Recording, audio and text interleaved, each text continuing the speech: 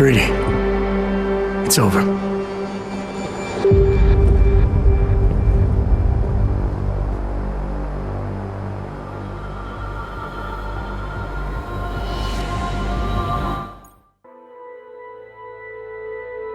Is it? Oh, I guess it is, because I unlocked New Game Plus. Damn, look at all the experience. And 2 praxis points. You've unlocked the difficulty level. I never asked for this. Screw that noise. That's the one where if you die, you go back all the way to the beginning. There's no saves.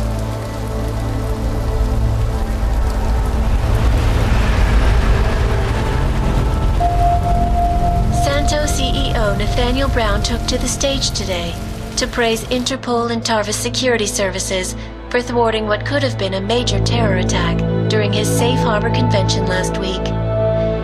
Interpol has confirmed that a group of radical terrorists linked to the Augmented Rights Coalition wired the residential towers surrounding Apex Center with enough explosives to destroy 2 city blocks. As shocking as that fact turns out to be, Brown had only this controversial opinion to give. We must not make rash decisions based on fear, nor should we allow a vocal minority to dictate our future. The Human Restoration Act is a perversion of all the United Nations stands for. In time, I believe saner minds on the Security Council will prevail. Strong words from a man with an even stronger bank account. Let us see if his prediction proves true. This is Eliza Castillo. Hey, are you even listening to this? Live We won! from Pike. Did we? We completely disrupted their plan. Marchenko, the Orchid, the bombs. It's been under too long, man. Time to come up for air. Take a breath. Janus messaged me last night, said Brown's been lobbying like a champ. He and the people you saved know the act isn't a solution.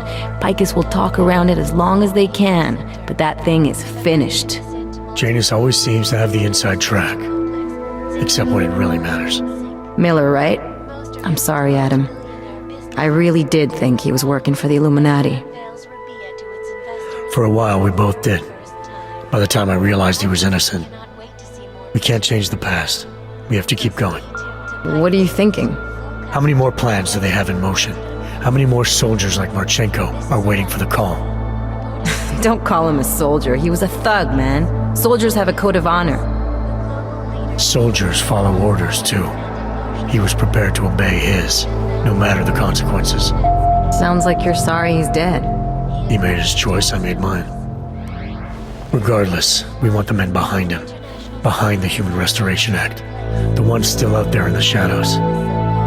It's time for me to start pulling them into the light. Well, now we got names. Manderley and Page. The collective won't stop until we bring these guys down. Yeah? Well, there's one more name I want to put a face to. Janus. So that's what you've been chewing on. Look, I'll try, Adam, but I already told you he doesn't like meetings that aren't on his terms.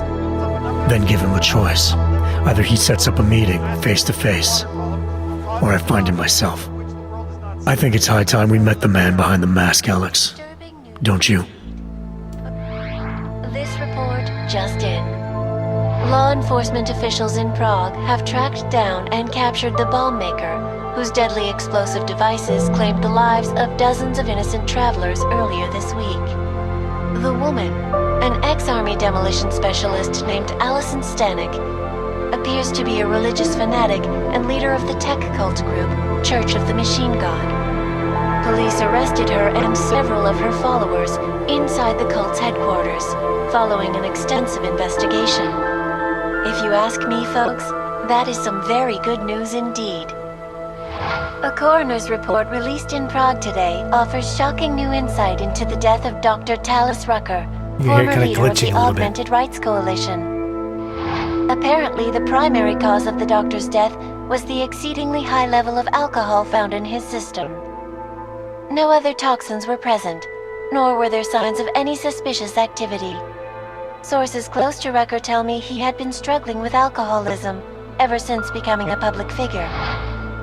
I am sure I do not need to remind you folks that the organization he founded, the Augmented Rights Coalition, has been linked to last week's horrifying terror attack in London. It seems not so long ago that Dr. Tallis Rucker was on this very program, trying to convince all of us that his Augmented Rights Coalition was a non-violent organization.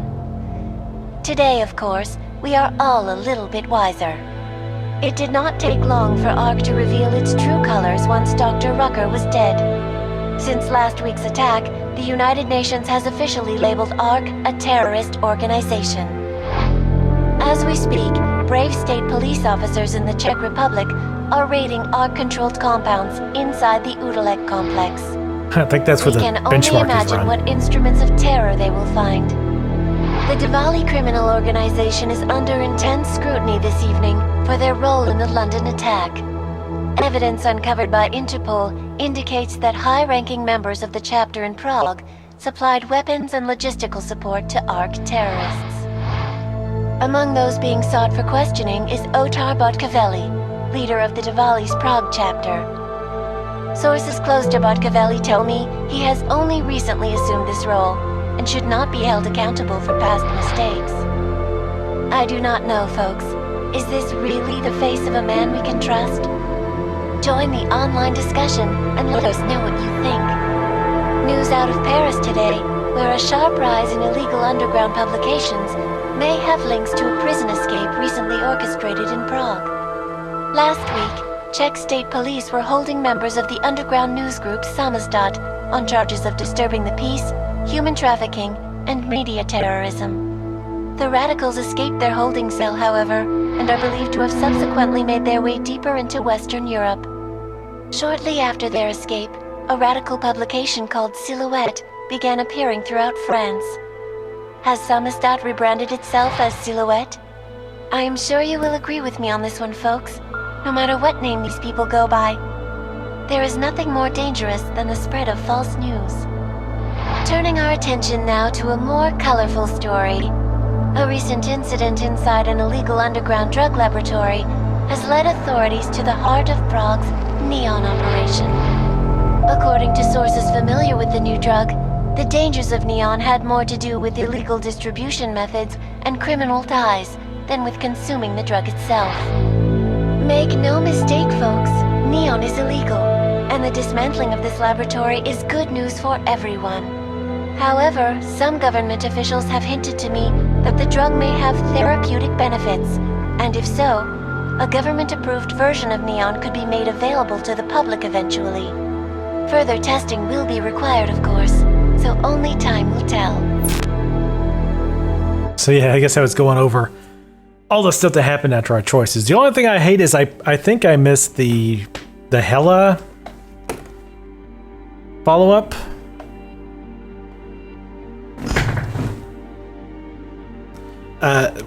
With her split personality, Hella or whatever. I mean, she talked to us during that very last part, but then she never contacted us again. So I don't really know where I could have went to talk to her. I could maybe have ran around and maybe looked for another sign, like another road sign. Or I guess one thing I forgot to check. I should have tried going back to that computer store and checking the computers, but I talked to her that one time on my own in my own apartment. So yeah, I feel like I don't know if I missed that last part with her or if it just doesn't exist. I really feel like there was something there. I feel like it left in too big of a hole. I feel like I must have missed it. I'm gonna look it up probably after this. But anyway, that was Deus Ex Mankind Divided. So this is where I give a rundown what I thought about the game, kind of give it off the cuff, the review, etc. So overall, I enjoyed it.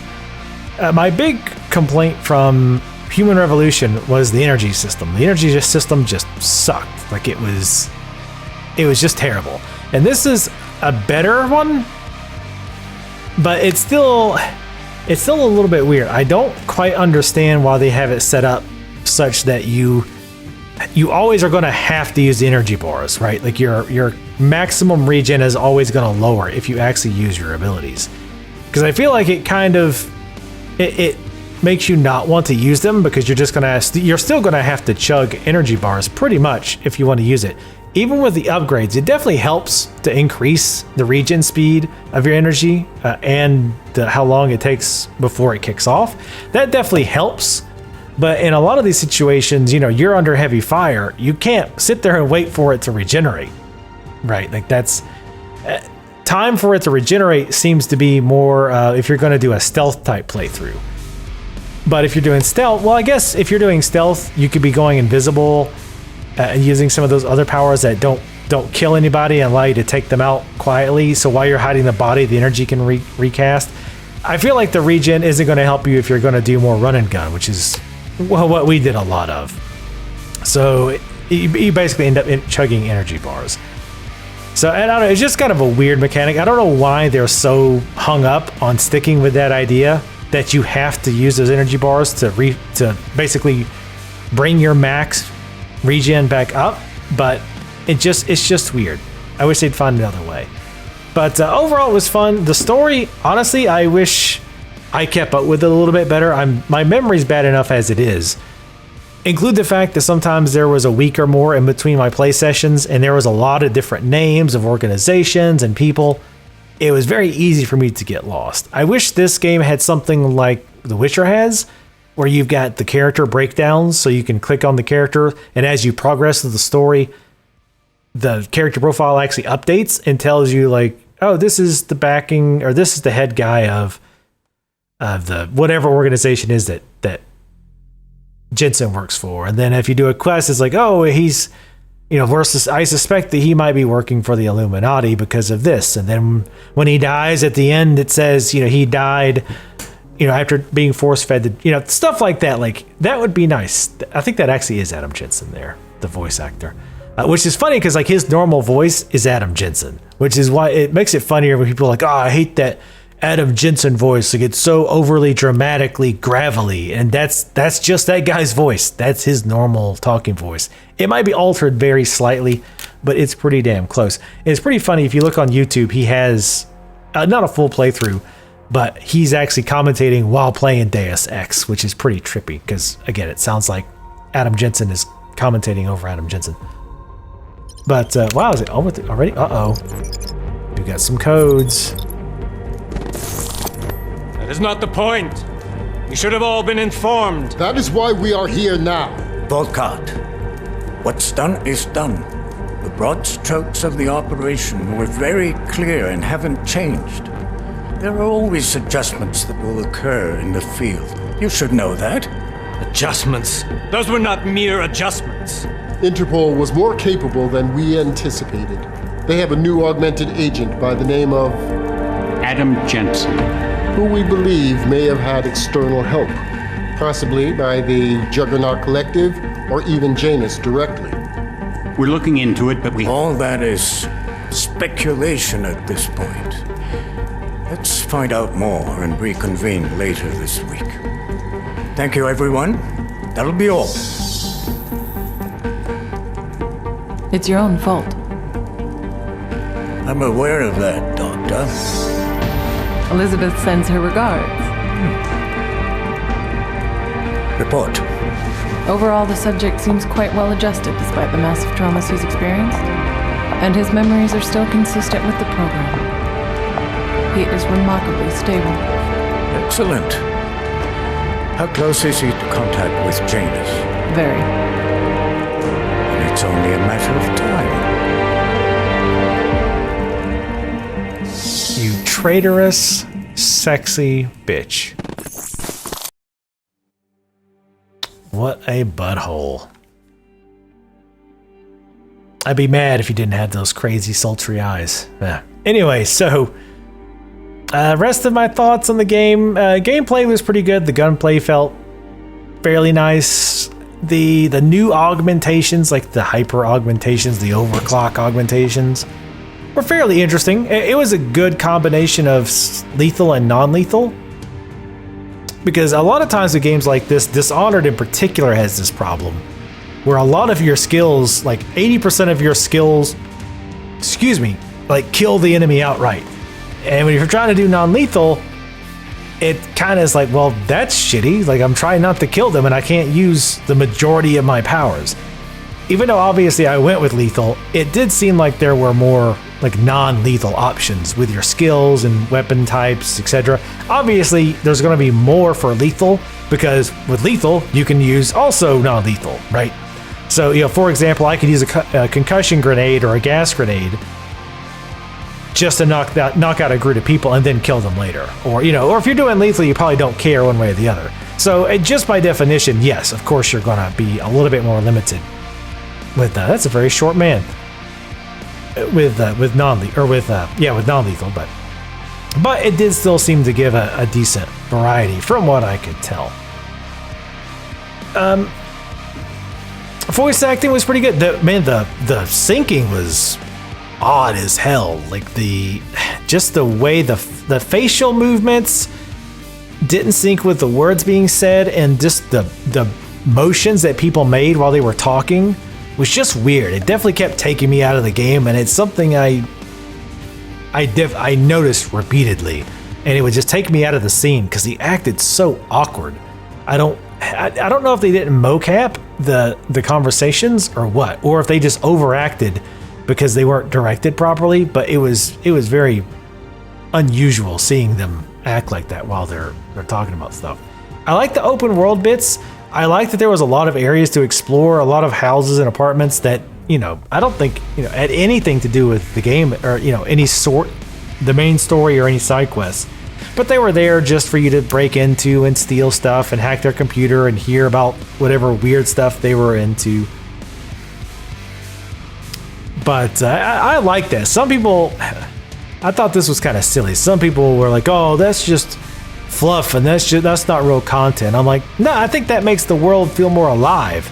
It's not like, okay, every single place in the game is somewhere that has to be relevant to the story. Everywhere else just happens to be locked off and you can't get in there. I like that there's areas that no quest ever sends you to. Because again, it makes the world seem more alive and more realistic because again, realistically, the vast majority of places in the city you'll never go there normally because your quests won't take you to every single location.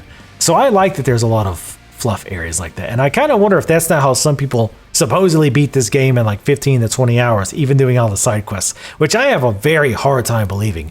I know that I tend to take my time with these games and search everything and blah, blah, blah. So I know my average completion time is higher by a significant margin than most people's. Even once you tend to be completionists. But I heard people saying they'd beat this game in like 16 to 20 hours when doing all side quests.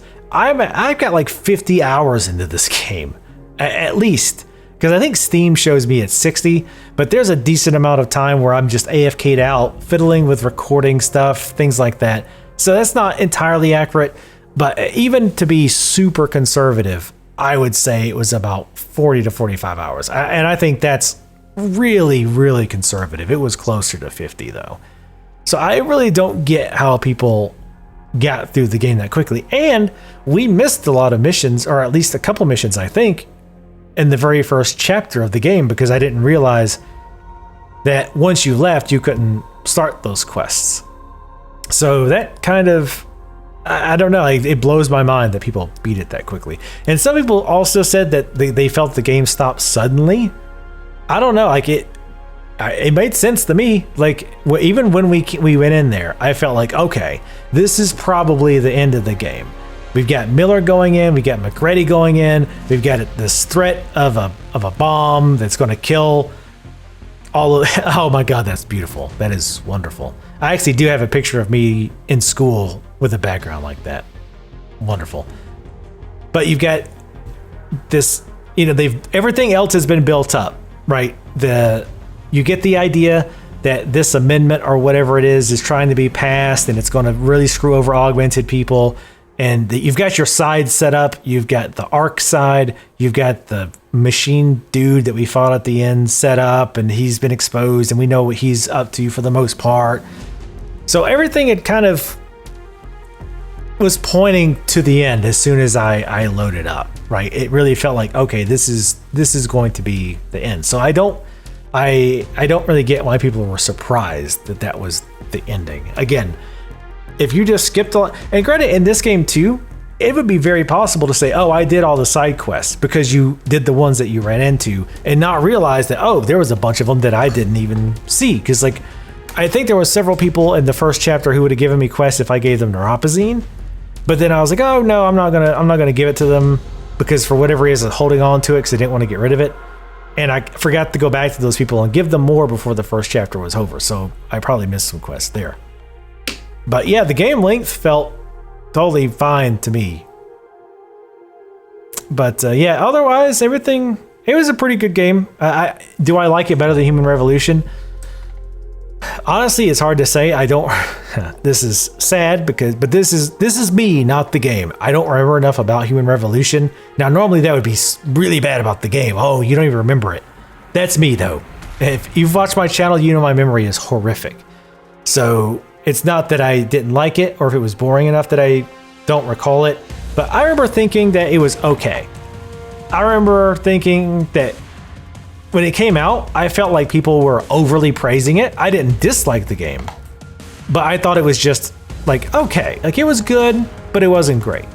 And I feel the same about this game as well. I don't feel it's great, but it was good. It was enjoyable. I'm glad I played on the difficulty I did because I feel like it'd have been too easy otherwise. And especially with as many skill points as we had, we still blew through it fairly easily using the AI. And to be fair, doing a run and gun is almost always easier than stealth. And, you know, doubly easier if you're doing stealth and you're doing like a no kill run, and like 10 times harder if you go with a stealth, like a ghost run where nobody spots you, you don't knock anybody out, basically there was no sign that you were even there hardly. Those runs are very difficult. So obviously those sort of things would have made the game a lot harder.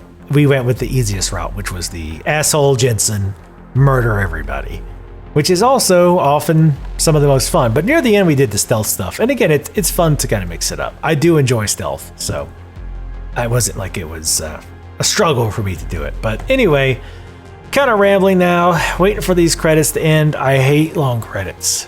Oh God, I hate long credits. I'm gonna click a button, spacebar, because I'm always afraid to escape out.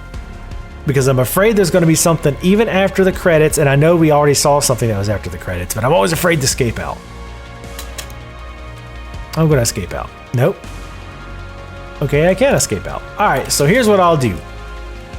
I'm going to stop recording now, and if something happens with the recording, or with something happens post, I'll show you guys. Otherwise, I'll pick you guys up again, and we'll wrap up Deus Ex Mankind Divided.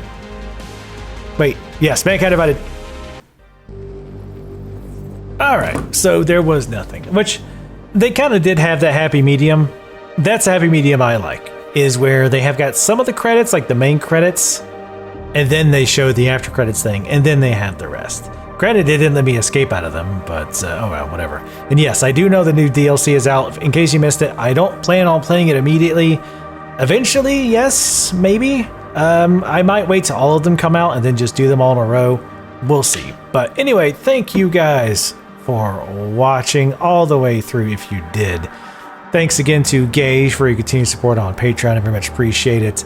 More Let's Plays coming through, so make sure to put in the comments below if you would. Let me know what you thought of this entire series. What did you like? What didn't you like? Was the stealth too slow? Too much looting? Positive, negative? I want all the feedback. So anyway, thank you guys for watching, and I'll see you next time.